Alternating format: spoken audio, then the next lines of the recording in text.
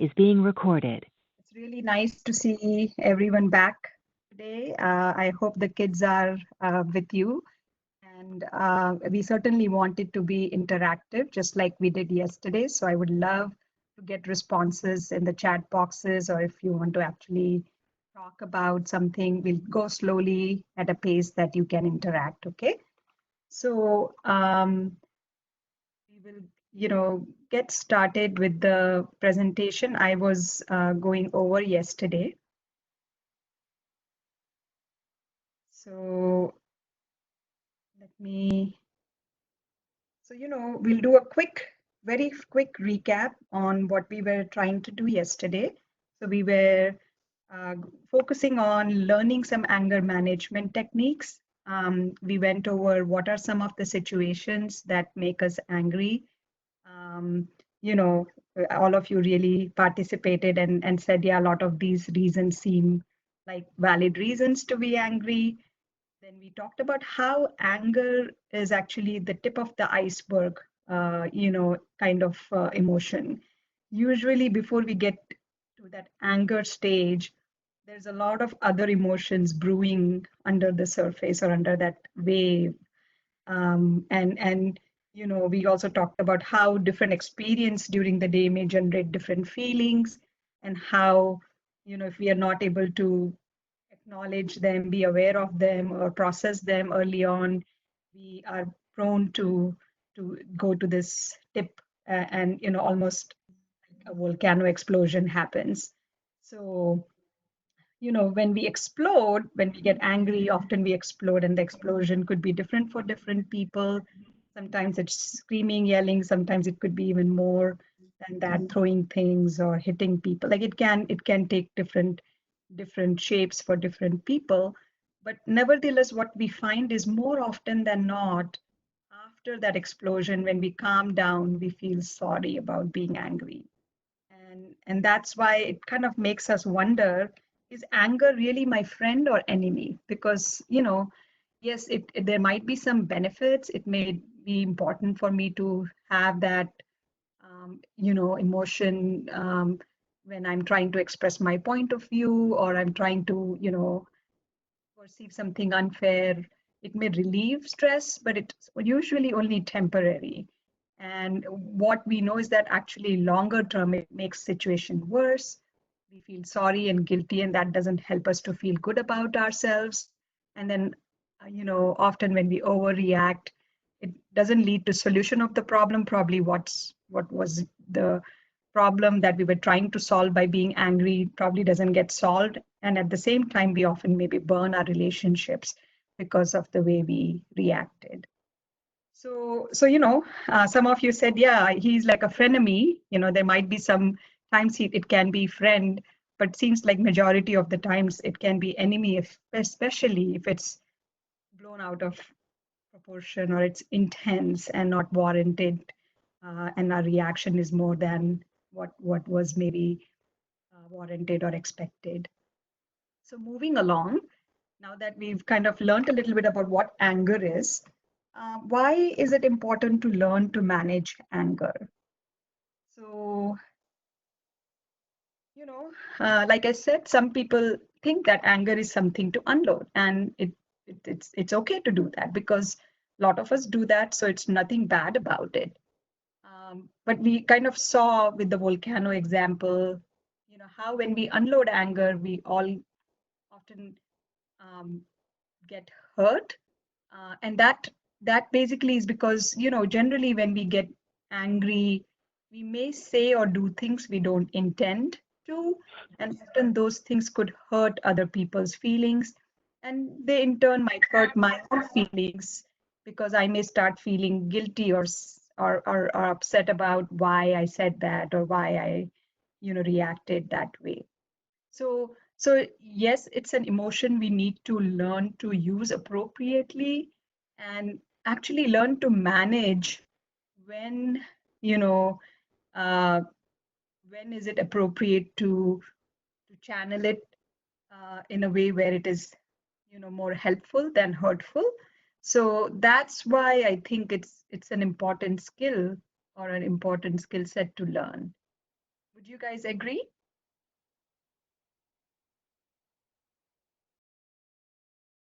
Absolutely right, Dr. Leena. I fully agree. I don't see any response coming. I'm taking silence as yes, it is. We all need to manage. We need to um, Upendra said, yeah, majority are saying we agree, we need to manage it. Right. Okay. So let's now go on to this journey of how do we learn to manage our why my slide things okay, let's go. How do we learn to manage anger? So we are going to go through a few different steps or few different ways and techniques over the next few slides and in the next couple sessions even. So one of the way to, the first step rather to manage anger is to check how your anger thermometer is doing. And what we know is that before we get to that explosion state, there is a lot happening. Like I mentioned in the slide before, like that's like, a lot of stuff is probably brewing. It's under that tip of iceberg. And then by the time we have that explosion in like with the volcano example or the tip of the iceberg example, there is a little bit of stuff that was happening that led to that that 10 out of 10 state.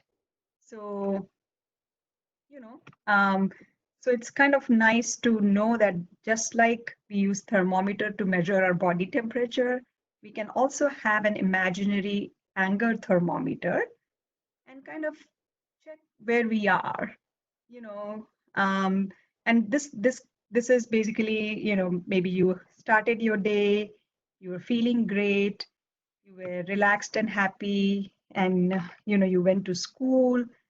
There was a test at school that maybe started to make you feel stressed. Then you couldn't, do one of the problems on the test. You got frustrated. Then maybe there was something else that happened during recess. Like I was giving an example yesterday, maybe you got teased or got left out from playing with your regular group. And then, you're starting to get to that next state of like starting to really feel that frustration more. And then any little thing as you come home and mom says, put away your backpack and your lunchbox at the right place, you have a big explosive reaction like, I know what to do, or something along those lines might happen. So, so it's really good to first check how stressed or angry you are, and check your thermometer and find where you are and be aware of how you're kind of climbing on that 1 to 10 scale. So, Dr. Leena, you are yes. sharing this, what came to my mind. When we go to doctor, right, and we have pain somewhere, so they ask us the level of pain, right, like smiley face or sad face.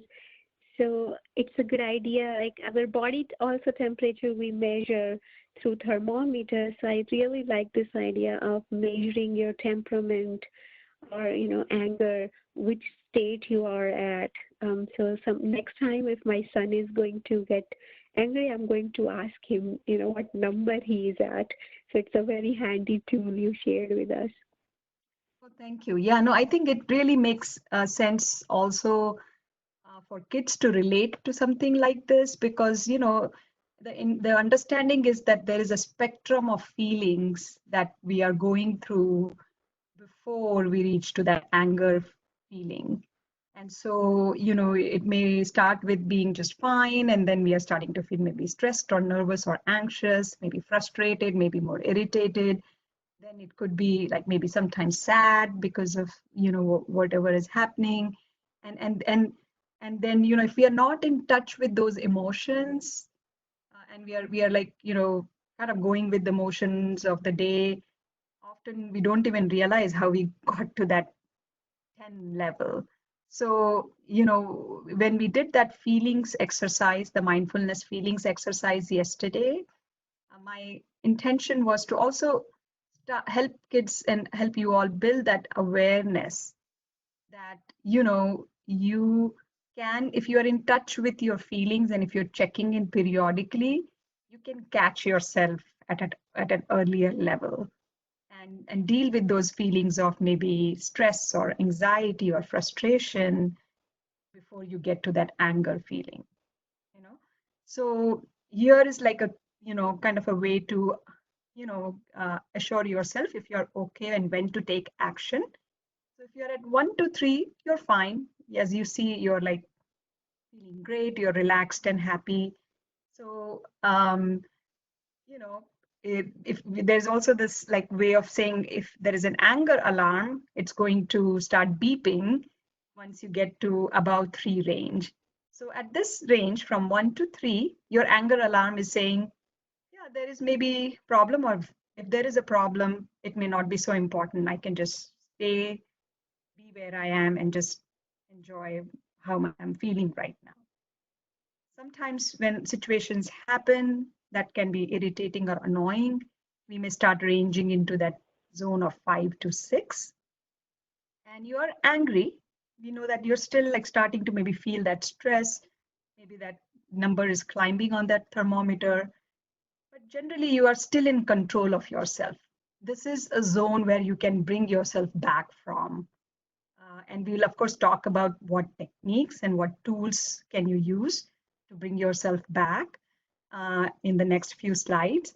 But just to get a first an awareness of when should I catch myself, when I have a good chance of coming back to feeling great again than going in the other direction. So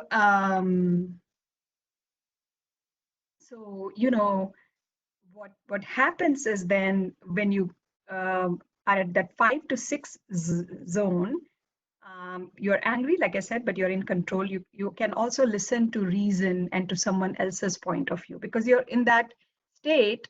Your emotional brain is still not, overpowering your logical brain. So we have, two parts to our brain for more from emotions perspective. There is an emotional brain that takes charge of our emotions. And then there is a more logical brain, which helps us to solve problems.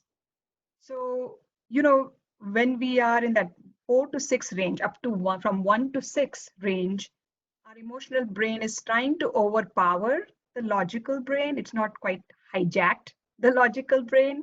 So we are able to still listen to others, hear other people's point of view. You're able to, take that into perspective, listen, find other ways to calm yourself down and come back to one. But, once you are going a little bit higher, like from 7 to 10 range, then I think, as you see, it's like a red zone in this picture.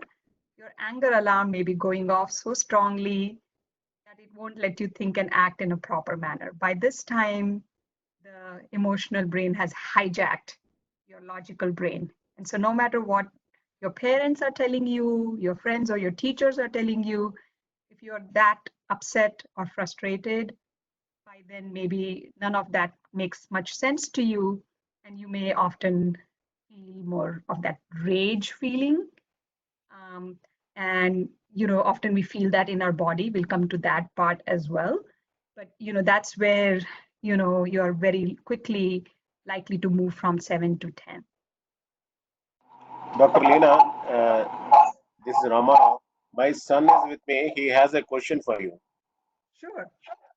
How do we know that how much frustrated we are feeling or how much stress we are feeling, and what can we stop it in the earlier stages by doing something?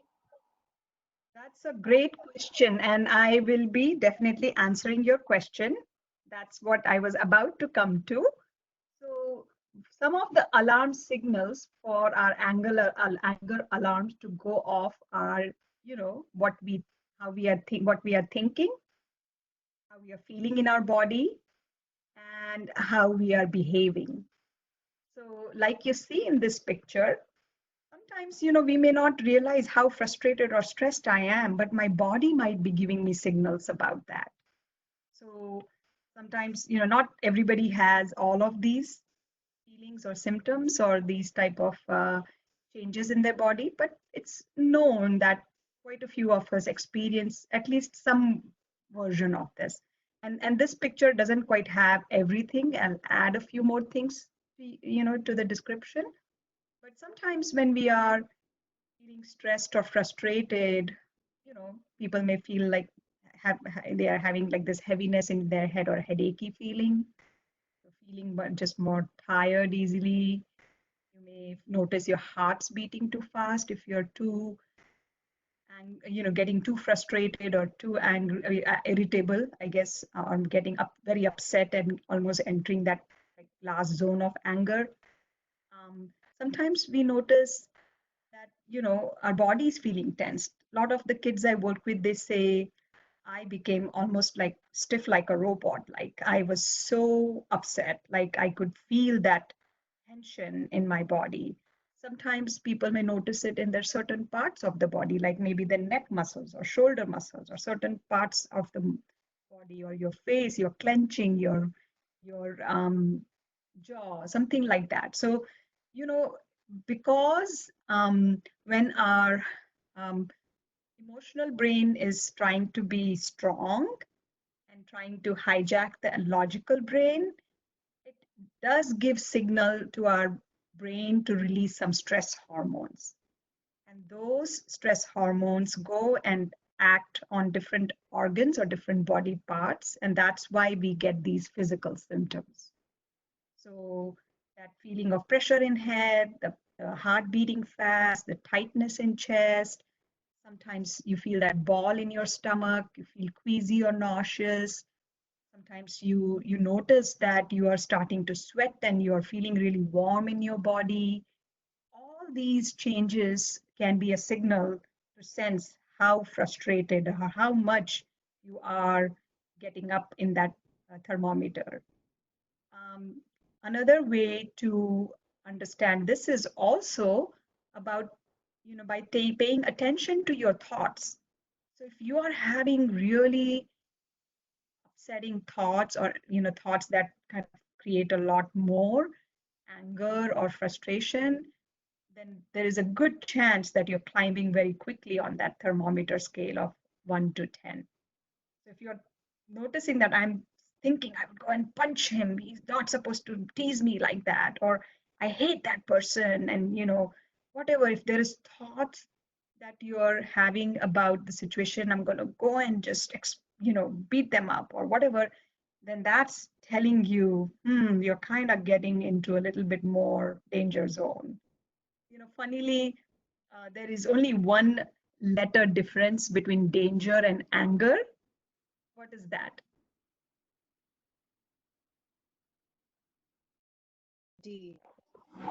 D, right? So if you add a D in front of anger, it becomes danger. So that might be another way to think about, oh, I'm entering a danger zone. If I'm thinking such aggressive, maybe violent thoughts, or maybe feeling really like I'm very upset with this person. I also can make out if, I notice that my voice is raising, that I'm not listening, but I'm actually talking over people, or I'm starting to yell or curse. Those will be the those will be the signals also that, maybe I'm going a little bit more from 1 to 6 zone to more in the 7 to 10 zone. Does this answer your question? Yes. Yes. Is there any way people say if you do yoga and all, you get less stressed and like any other way, fun way to control anger, like the stress and the frustration? Yes, so of course, the whole point of this presentation and working with you guys is to actually teach you some of the skills, some of the ways to calm yourselves, not get to that anger zone, to the last zone of anger. So of course, the next few slides and the next couple sessions, we'll be talking about a lot of different ways how you can bring yourself back into that lower zone on the thermometer. So this is just first, in order for us to feel convinced that I need to do something, we have to understand what the problem is, right? And now that we have understood that the problem is like, oh yeah, anger is kind of not that great, maybe particularly when it's going in that higher zone. So what can I do? So now that we've built a foundation and an understanding that this is something we need to find a solution for, here we are going with solutions. Okay, so what can we do to bring the anger to lower level from the zone of 8, 9, 10 to 4, 5, 6. So sometimes we may not even realize that you're already up there on that you know end of the thermometer, and so maybe the first step could be to bring yourself down one level down and then try another level down. So there are lots of different techniques. One of the techniques is taking a lot of deep breaths and practicing mindfulness. So yesterday, some of you or most of you were participating, and I conducted a mindfulness practice to focus on our feelings. Um, if time permits today, I can do one on thoughts today, so we can start building some awareness to pay attention to our thoughts. And then, sometimes things like going away from that situation that's making you upset and giving yourself time to cool down and distract yourself helps. Drinking cold water helps to kind of cool down that big kind of reaction in the body. Um, you know, instead of, sorry, was somebody saying something? Dr. Leena, a lot of great comments are coming. People are appreciating your slides. Thermometer concept is really great. And Sirat is also saying it was very helpful slide that you shared, that alarm signals. And Harish is mentioning, that a higher zone is definitely not good. That means we need help. So it's always a great idea to build that awareness before even we go in that range where we need help. So it's great you're sharing these techniques. So I'm looking at the clock, Poonam. I know we need to end on time. So do you want me to do a quick short practice again today, or would you like to lead that, or how will we do this today? Yeah, let's finish this slide and then you can lead that thought meditation you were sharing. Sure. And then we can end. Yeah. Okay.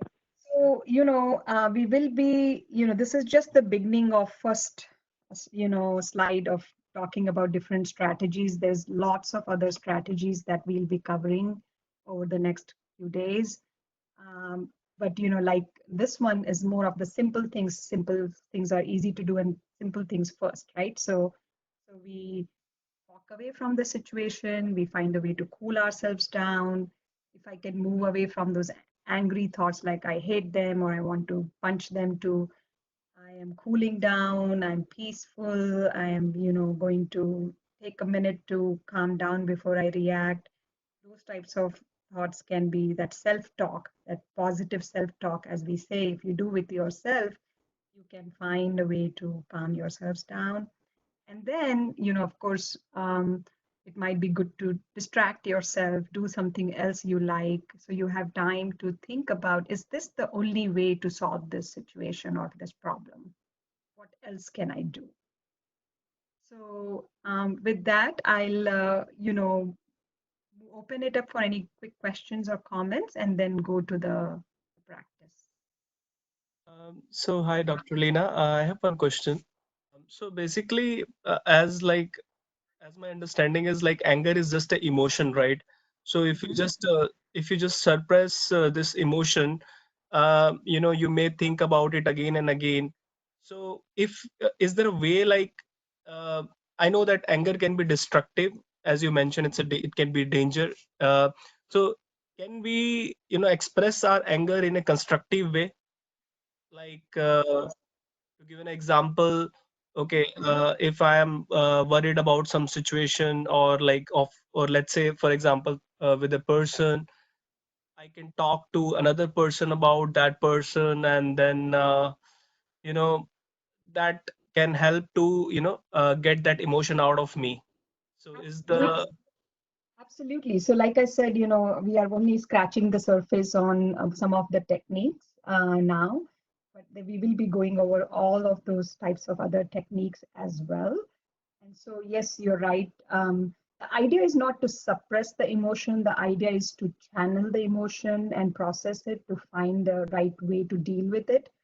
So, talking about it with somebody, writing down your thoughts and feelings on a piece of paper to give you really more of like a total perspective on what's really going on. To um, you know, to even going out for a run or going for a walk, or finding another way, another outlet, whether it's like listening to music helps me to, oh, right now painting helps me or drawing helps me, whatever, there. So the idea is to find a way to express and channel that emotion in a more constructive way than more of a destructive way. So we will be going over a lot of those types of techniques and ideas as well. So thank you, Kapil, for bringing that up.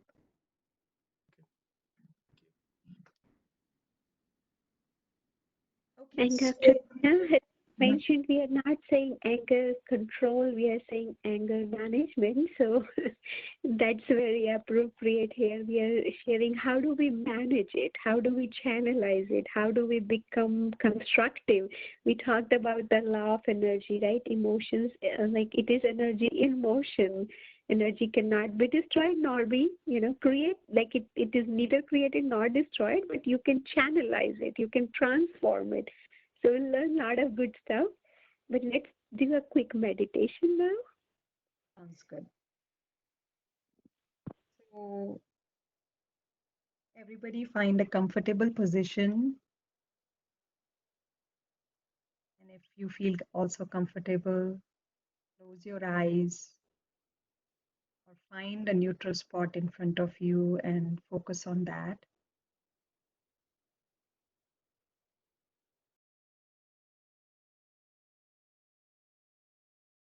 Now let's bring our kind and curious attention to our breath.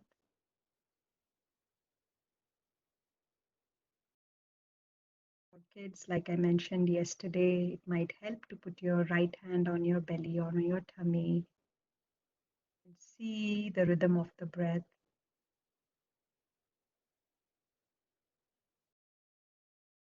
Notice when you breathe in, belly rises and your hand goes up. When you breathe out, belly goes down and your hand moves down with it.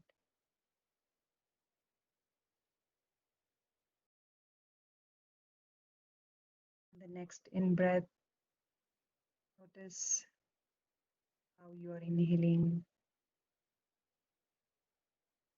cool air through your nose, is expanding your lungs like balloon. Slowly also getting air in your belly and it rises. And when you breathe out, deflating those balloons, getting warm, air out.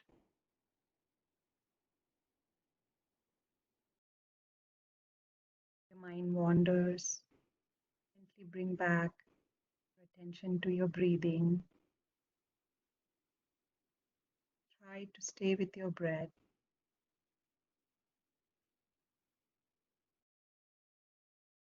Breathing and resting and breathing.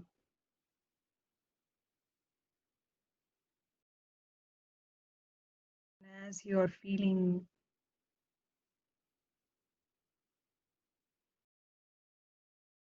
more relaxed and resting in that stillness and quietness,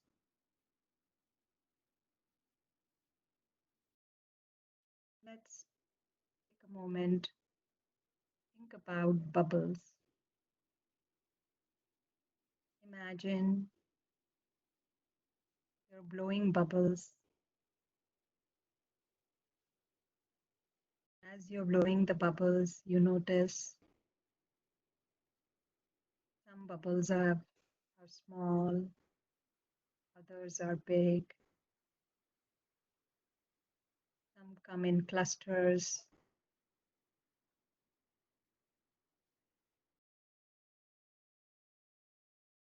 But you also notice that bubbles stay for a moment and then pop.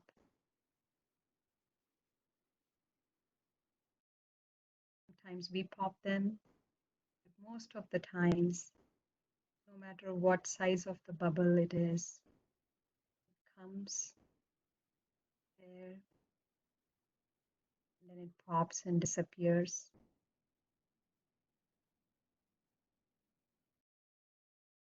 Just like that, our thoughts are also like bubbles that come and go.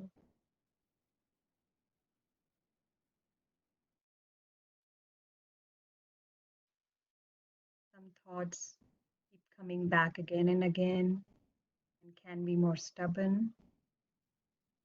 Most of the thoughts come and go.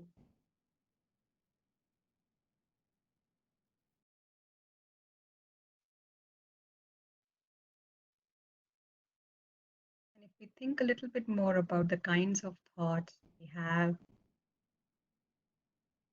you may realize some thoughts come from your kind mind.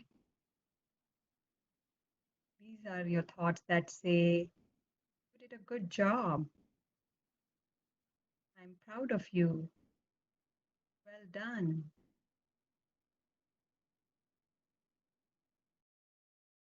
Sometimes we also get thoughts that come from our unkind mind. These thoughts are like, you are no good, you are a loser, you are good for nothing.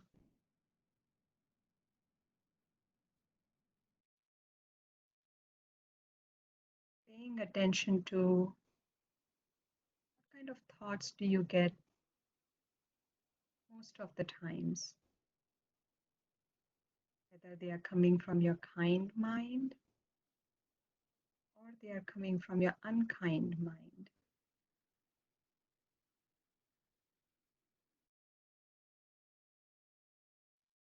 This exercise is just to pay attention to our thoughts. It's training our attention muscle, be more in touch with how we are thinking, what we are thinking, and where are those thoughts coming from. That's it. In our future exercises, we are going to learn what to do about those thoughts. But for now, simply notice those thoughts come and go like bubbles and make a note of where they are coming from.